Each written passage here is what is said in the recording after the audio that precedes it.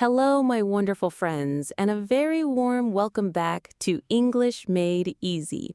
This is the channel where we take the big, sometimes scary world of English and make it as simple and friendly as possible.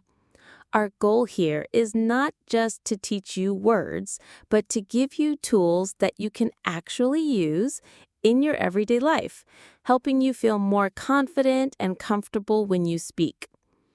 Today, we're diving into a topic that so many of you will experience, living with other people. Whether it's with roommates in a university dorm, friends in an apartment, or even with family, sharing a space can be one of the best experiences of your life, or, let's be honest, one of the most challenging. It's a journey of learning not just about others, but about yourself. You learn what you need, what you can give, and how to build a little island of peace and happiness called home. To make sure your experience is a happy and peaceful one, we're going to learn some incredibly powerful words. These words are like secret keys that unlock better communication. They will help you express your needs without starting a fight, understand others better, and find solutions that make everyone feel respected and happy. We're going to talk about words that help you create respectful limits, words that describe the act of being a kind and thoughtful housemate, words for finding fair solutions, and even words for what to do when things inevitably go wrong, because we're all human after all.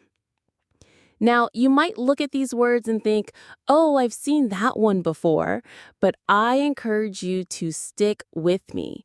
We are going to dive deep, exploring not just the meaning, but how the word feels, when to use it, what its subtle differences are from its synonyms, and what common mistakes people make. I promise you, you'll discover something new, a new way to use it, or a new synonym that will make your English sound more natural and fluent. And of course, this is a shadowing video. What is shadowing? It's one of the best ways to practice your English. It's simple. I speak and then you repeat after me. You copy my pronunciation, my rhythm, and my intonation. It's like exercise for your mouth and your ears, training them to move and hear in a new language. Don't be shy. Find a quiet space, take a deep breath, and embrace the practice. The more you speak, the more natural it will feel. My promise to you is that by the end of this video, you will understand exactly how to use these powerful words and their friends, their synonyms, in your daily conversations. You'll be ready to build a happy, harmonious home. So, are you ready? Let's begin. And remember, after each example, I'll pause, and that's your signal. I'll say, your turn, and you say the sentence out loud. Let's do this together. The foundation of any good roommate relationship is understanding and respect for personal space and needs. This brings us to our very first and perhaps most important word, boundary. Let's start with how to say it. The pronunciation is bound-da-ry. It has 3 syllables, bound-da-ry. The stress is on the first part, boundary. It rhymes with foundry, if that helps. Let's say it slowly together, bound-da-ry. Great. Now, what is it? Boundary is a noun. A noun is a person, place, or thing. In this case, a boundary is a thing. It's an idea, a limit, or a rule that protects your well-being. So what does it mean in simple language? A boundary is a line or a limit that you set for yourself that tells other people what is okay and what is not okay for you. It's about your personal space, your time, your things, and your feelings. It's how you teach people how to treat you. Let's see it in a sentence. Imagine your roommate often has friends over very late at night, and it's hard for you to sleep. You need to set a boundary. Here's an example.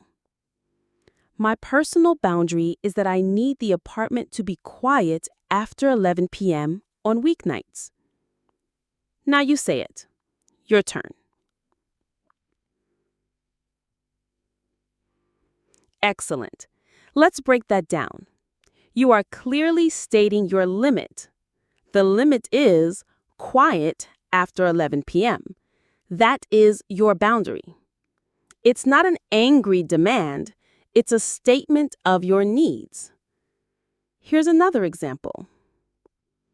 It's important to communicate your boundaries clearly and kindly.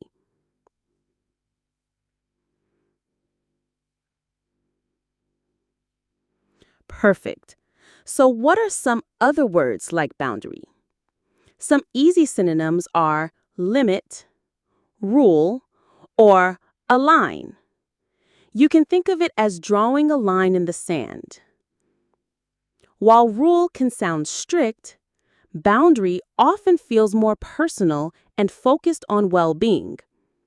For a visual or emotional example, picture this.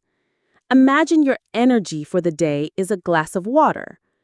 Every time you do something for someone else that you don't have the energy for, you pour a little water out. A boundary is like putting a lid on the glass when it's getting low. You're saying, I need to save the rest of this for myself. It's not selfish. It's self-preservation. Now for a very important usage tip. We often use specific verbs with the word boundary.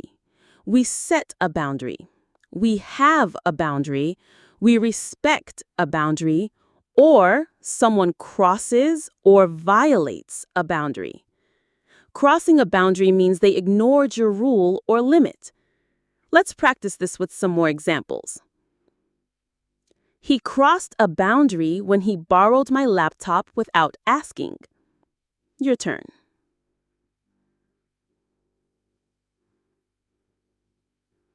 And another one.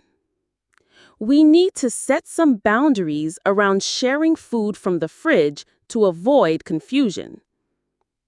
Your turn. One last time to really lock it in.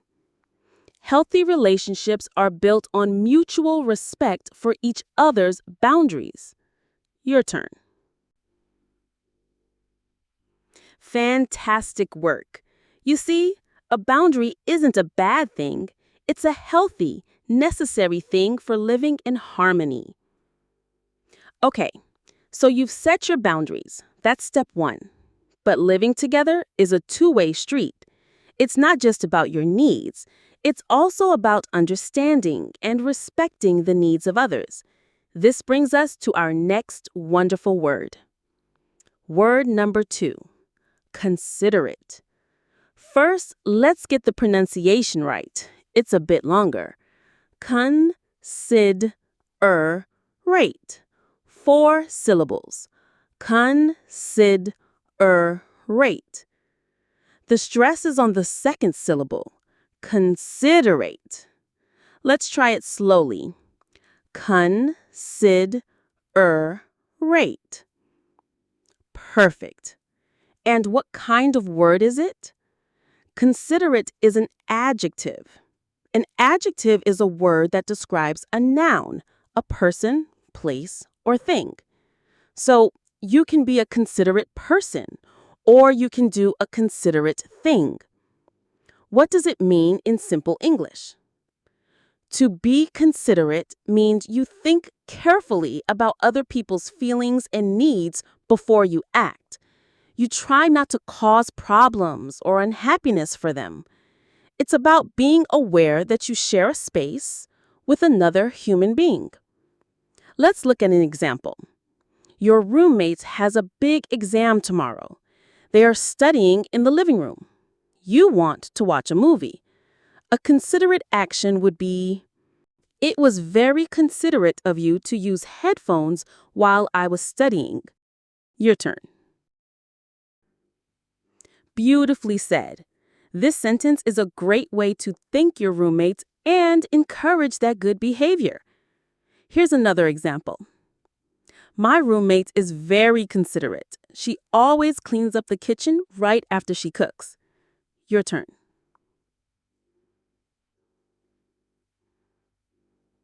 So, what are some words that mean the same thing? Easy synonyms for considerate are thoughtful, kind, and mindful.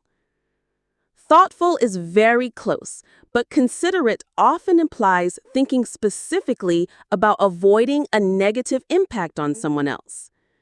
The opposite, or antonym, is very common. Inconsiderate. If someone plays loud music at 2 a.m., that is an inconsiderate action. For a visual or emotional example, just imagine this. You're about to make a smoothie in the blender at 6 a.m. Then you stop and think, wait, my roommate is still sleeping. The blender is really loud. You decide to wait an hour.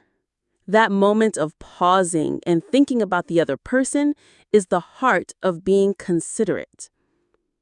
Now for a very important usage tip. We often use the structure, it is considerate of someone to do something. For example, it was considerate of him to turn down the music. Or we can just say, he is considerate. Let's practice that structure. It would be considerate to ask before inviting a large group of friends over. Your turn. Great. And another one. Thank you for being so considerate about my allergy to peanuts. Your turn. Let's do one more to really lock it in. A considerate roommate makes a shared house feel like a real home, not just a place to sleep. Your turn. Excellent work. Being considerate is a quality that will make you a wonderful person to live with and a wonderful friend, too. So you are setting your boundaries. Your roommate is being considerate. When these two things happen from both sides, it creates a powerful, positive dynamic. This brings us to our next wonderful word. Word number 3, mutual. First, pronunciation. It's nice and short. Mutual. 2 syllables. Mutual. The stress is on the first syllable. Mutual. Let's say it slowly. Mutual. What kind of word is it? Mutual is an adjective. It describes a feeling or action that is shared by 2 or more people. It goes both ways. In simple terms, what does it mean? Mutual means that something is felt or done by each person towards the other. If I respect you and you respect me, we have mutual respect. If I help you and you help me, we have a mutual arrangement. It's a two-way street. Let's see it in action. A good roommate relationship is based on mutual trust and respect. Your turn. Perfect. That means the trust and respect go in both directions, from you to them and from them to you. Here's another example. We came to a mutual agreement to keep the common areas clean. Your turn. This means you both agreed. It wasn't one person telling the other what to do. What are some synonyms? Good synonyms are shared, reciprocal, or joint. Shared is the simplest. Reciprocal is a more advanced word that means the exact same thing. For a visual or emotional example, picture a seesaw in a playground. For it to work properly and be fun, both people have to push off the ground. If only one person pushes, it doesn't work. It's unbalanced. A mutual relationship is like a perfectly balanced seesaw with both people contributing. Now for a key usage tip. Mutual is almost always followed by a noun that describes a relationship or feeling, like mutual respect, mutual understanding, mutual agreement, or mutual interest. A very common phrase is a mutual friend, which means a person who is a friend to both you and another person. Let's practice with a few more sentences. Through open communication, they developed a mutual understanding of each other's needs. Your turn. Excellent. And another. Their decision to move out was mutual. They both agreed it was time. Your turn. Mutual respect is the soil in which a happy home grows. But what happens when, even with mutual respect, your needs and your roommate's needs are different and they clash?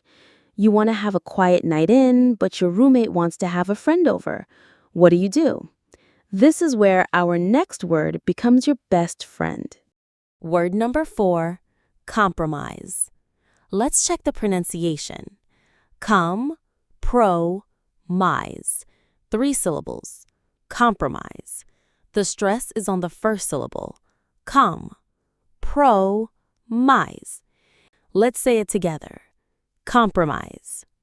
This word is special because it can be 2 things. Compromise can be a noun, a thing, or a verb, an action. This is super useful. Let's start with a noun. What does it mean?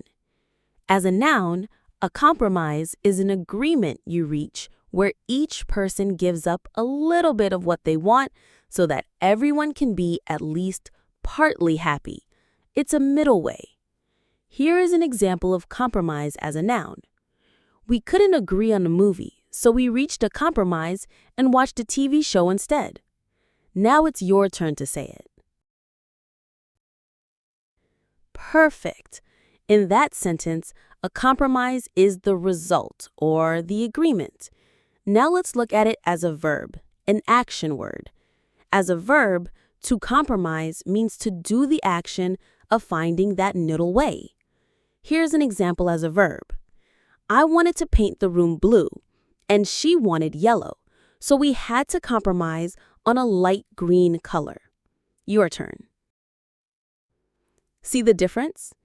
In the second sentence, compromise is the action you did. What's a simple synonym? A good one is a deal, a settlement, or a middle ground. When you compromise, you meet in the middle. For a visual or emotional example, think about 2 people wanting the last piece of cake.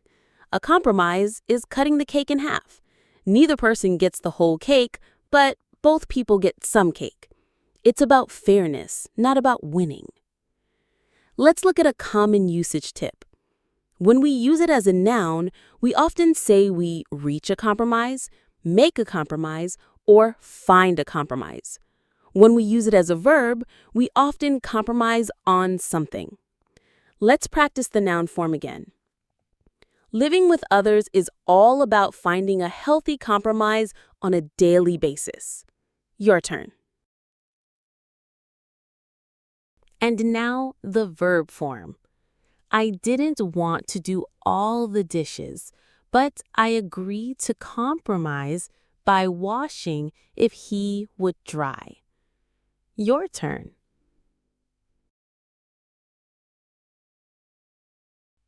Wonderful. Compromise is not about losing. It's about working together to create a win for the team. And you and your roommates are a team. To reach a compromise, you need to talk. You need to explain your side. But how do you do that effectively? You need to be able to do this next action. Word number 5, articulate. Let's practice the sound of this beautiful word. Late. 4 syllables. Late. The stress is on the second syllable. Articulate. Let's try it slowly.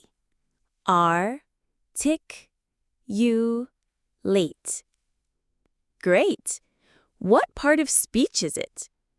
Articulate is a verb. It's an action word. It's something you do with your mouth and your mind.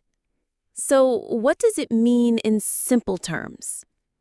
To articulate means to express your thoughts, feelings, or ideas clearly in words. It's about being able to say exactly what you mean so the other person can understand you easily without confusion. Let's see an example. Imagine you are feeling frustrated about the apartment always being messy, but you don't know how to say it without sounding angry. I need to find a calm way to articulate my feelings about the mess. Now you say it. Your turn. Excellent. It's not just about talking. It's about talking clearly and effectively. Here's another example. During the house meeting, he was able to articulate the problem with the leaky faucet perfectly. Your turn. So, what are some easy synonyms? Good synonyms for articulate are express, voice, state clearly, or simply explain. But articulate suggests a higher level of skill and clarity. For a visual or emotional example, imagine your thoughts are a big, messy ball of yarn in your head. To articulate is to carefully take one thread, pull it out, and lay it down straight so someone else can see the color and the length perfectly. You are making a messy idea into a clear, straight line. Now for a usage tip. Articulate has a cousin, the adjective articulate. If you say someone is articulate, it means they are good at speaking. So the verb is the action. Please articulate your concerns. The adjective describes a person. She is a very articulate speaker. Let's practice the verb form again. It's a valuable skill to be able to articulate your needs without blaming your roommate. Your turn.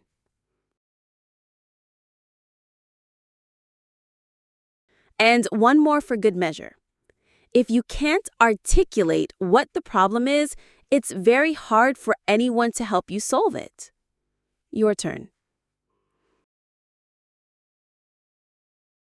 Brilliant. Being able to articulate is a superpower in communication. So you articulate your needs, your roommate articulates theirs, and you begin the conversation to find a compromise. This process of discussion has a special name. Word number 6. Negotiate. Let's master the pronunciation. Ate. 4 syllables. Ate. The stress is on the second syllable. Negotiate. What part of speech is it? Negotiate is a verb, an action word. It's the process of discussion with a purpose. What does it mean in simple language? To negotiate means to have a discussion with someone in order to reach an agreement. You talk back and forth, offering ideas and making suggestions until you find a compromise. Let's put it in a real-life roommate situation. Let's say you need to decide how to split the bills. Here's the example sentence. We need to sit down and negotiate a fair way to divide the utility bills. Now it's your turn to say it. That's a perfect use of the word. It's not a fight, it's a discussion with a goal. Here is another example.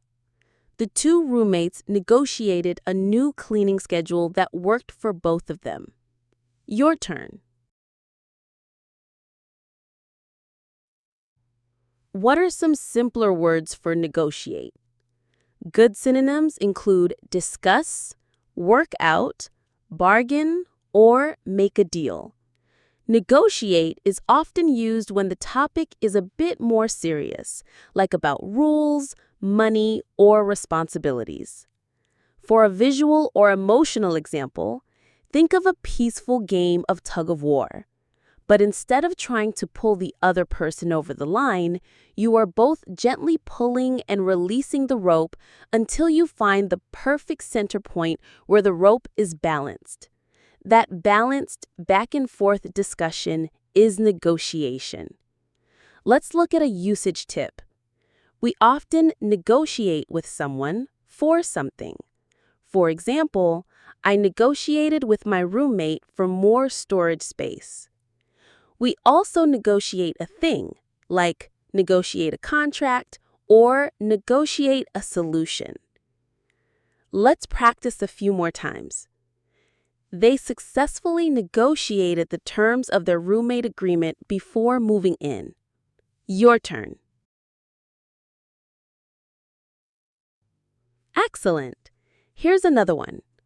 Learning how to negotiate calmly and respectfully is a sign of maturity. Your turn. Fantastic. Negotiation is the engine that drives you towards a compromise. When you negotiate, you're not just trying to win. You are trying to find a solution to a problem, which brings us to our next verb. Word number 7, resolve. Let's get the pronunciation. Resolve. 2 syllables. Resolve. The stress is on the second part, resolve. It sounds just like the word solve with re in front of it. Resolve. What part of speech is it? Resolve is a powerful verb. It's an action word focused on finding a final answer. What does it mean in simple terms? To resolve a problem or a conflict means to find a definite solution to it. You settle it, you fix it, you make the disagreement end. It's a stronger word than help or reduce. It implies a final answer. Let's see an example sentence. We had a long discussion and finally managed to resolve our disagreement about overnight guests. Your turn? Excellent. This means the disagreement is over. You have a solution. Here's another example. The roommates held a meeting to resolve the issue of unpaid bills. Your turn? What are some synonyms? Good synonyms for resolve are settle, solve, fix, or find a solution for. Resolve is often used for disagreements, conflicts, or complex problems between people. For a visual or emotional example, imagine a tangled knot in a piece of string. The knot is the problem. You can ignore it, or you can pull on it and make it tighter, which is like arguing. To resolve the conflict is to patiently work at the knot until it completely undone and the string is straight again. The problem is gone. Let's look at a usage tip. We resolve a conflict, a dispute, an issue, a problem, or a disagreement. It's all about fixing things that are wrong. You can also use resolve to mean to make a firm decision, as in, I resolve to exercise more. But here we are focused on solving problems between people. Let's practice again. It's always better to resolve small problems before they become big ones. Your turn? Very true. Here's another one. Their ability to resolve conflicts peacefully is why they are such good roommates. Your turn? Fantastic! Resolving conflict is key to long-term peace. When you resolve a conflict, you are looking for a result that is fair for everyone, not just equal, but fair. And the perfect word to describe this kind of fairness is our next word. Word number 8, equitable. Let's check the pronunciation. This one can be tricky. Equitable. bull. 4 syllables. Equitable. The stress is at the beginning. Equitable. Let's say it slowly. Equitable. Great. What is it? Equitable is an adjective. It describes a noun. You can have an equitable solution or an equitable system. What is the simple meaning? Equitable means fair and impartial to everyone involved, considering their individual situation. What is the difference between equitable and equal? Equal means everyone gets the same thing. Equitable means everyone gets what is fair for their situation. Imagine 2 roommates have a huge bedroom and the other has a tiny one. An equal split of the rent, $500 each, might not be fair.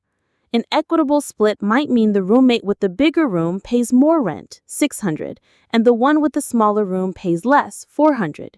It's about fairness, not sameness. Let's see an example sentence. We decided that an equitable division of chores was better than an equal one, since my roommate works more hours. Now it's your turn. Excellent. That sentence shows the difference perfectly. Here's another example. The goal of our negotiation is to find an equitable solution for everyone involved. Your turn. What are some synonyms? Good synonyms for equitable are fair, just, and impartial. Equitable is a more formal and precise way to say fair, especially when a system or a division is involved. For a visual example, imagine 3 people of different heights trying to see over a fence. An equal solution gives them all the same size box. An equitable solution gives each person the size of box they need to see over the fence. The outcome is fair, even though the support they received was different. Let's look at a usage tip. We often talk about an equitable distribution, an equitable arrangement, or an equitable outcome. Let's practice it again. An equitable agreement considers the needs and abilities of all parties. Your turn? Very good. Striving for what is equitable is a sign of true consideration. So, let's review our journey. By setting clear boundaries, being considerate, and creating mutual respect, you can articulate your needs, negotiate to resolve conflicts, and find an equitable compromise. Word number 9. Alleviate. Let's start with the sound. Alleviate. 4 syllables. A-le-vi-ate.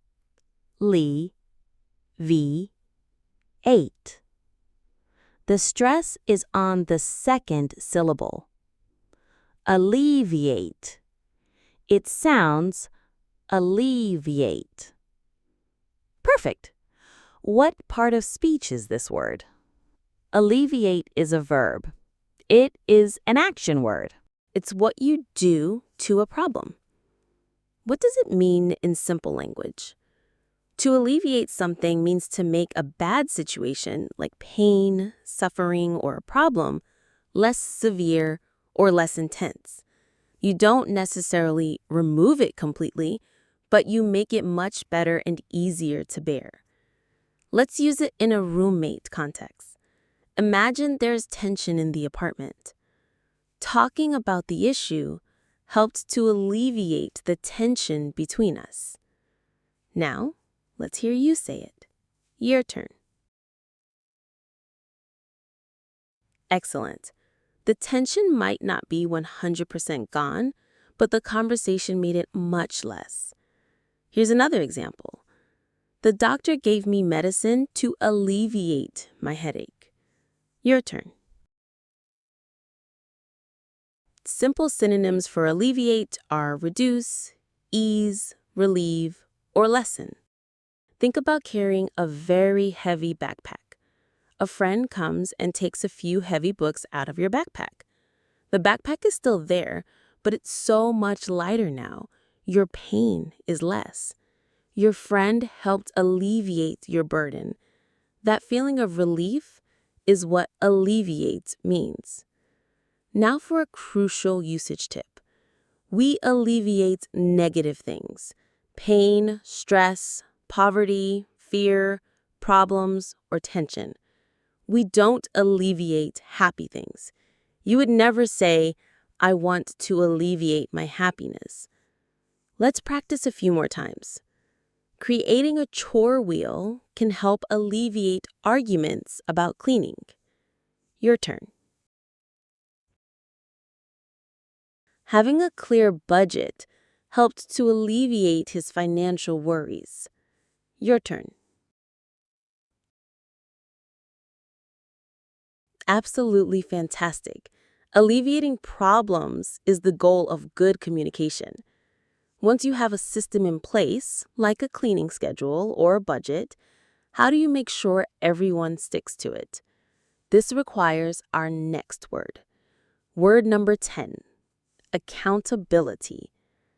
This is a big, important word. Let's get the pronunciation. Count, bill, t. 6 syllables. The main stress is on bill. Accountability. Ability. What kind of word is it? Accountability is a noun. It is a concept, a quality. What does it mean in simple terms? Accountability is the responsibility to complete your tasks and to accept the consequences if you don't. It's about being reliable and taking ownership of your actions.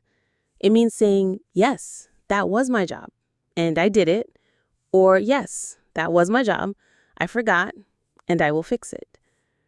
Here is an example. To ensure the chores get done, we created a system of mutual accountability. Your turn. What are some synonyms? A simple synonym is responsibility. However, accountability is stronger. Responsibility is about having the duty to do something. Accountability is about being ready to answer for the outcome.